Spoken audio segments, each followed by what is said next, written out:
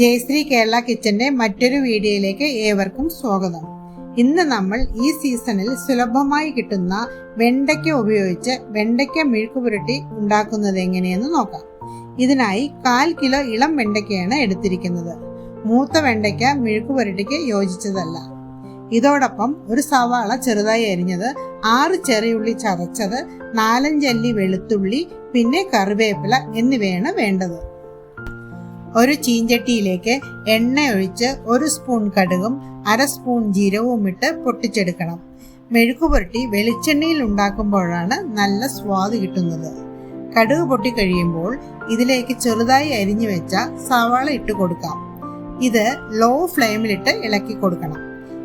ചെറുതായി വാടി തുടങ്ങുമ്പോൾ അതിലേക്ക് ചതച്ചു വെച്ച ചെറിയ ഉള്ളി ഇട്ട് കൊടുക്കണം.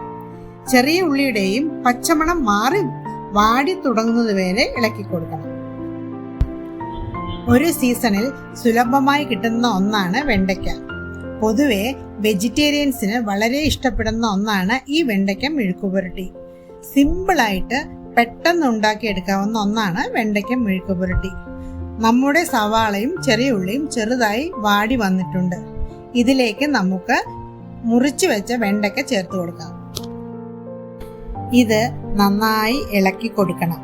ഇതിലേക്ക് ഇനി നമുക്ക് 1 സ്പൂൺ മുളക് പൊടി, 1/2 സ്പൂൺ മഞ്ഞൾപ്പൊടി, ചതച്ചു വെച്ച വെളുത്തുള്ളി, പിന്നെ കറിവേപ്പില എന്നിവ ഇട്ടുകൊടുത്ത് അതിലേക്ക് 1 സ്പൂൺ ഉപ്പും ചേർത്ത് കൊടുക്കാം. ഇനി വെണ്ടയ്ക്ക ഏകദേശം 5-6 മിനിറ്റ് തുറന്നു വെച്ച് വേവിക്കണം. അടച്ചു വെച്ചാൽ വെണ്ടയ്ക്ക കുഴഞ്ഞു പോകും. ഇടയ്ക്കിടയ്ക്ക് ഇളക്കി കൊടുത്തോണ്ടേ ഇരിക്കണം.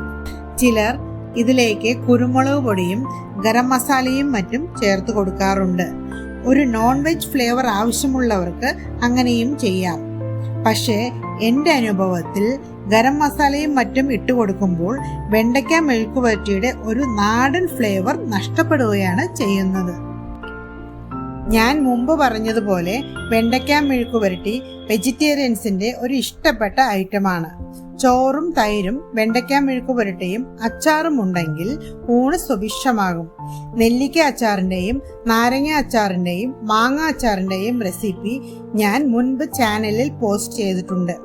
താല്പര്യമുള്ളവർക്കായി അതിന്റെ ലിങ്ക് ഡിസ്ക്രിപ്ഷൻ ബോക്സിൽ കൊടുക്കുന്നുണ്ട്. ഇതാ നമ്മുടെ വെണ്ടയ്ക്ക മെഴുക്കുപുരട്ടി ഫ്രൈ ആയി വന്നിട്ടുണ്ട്. ഇനി നമുക്ക് ബൗളിലേക്ക് മാറ്റാം.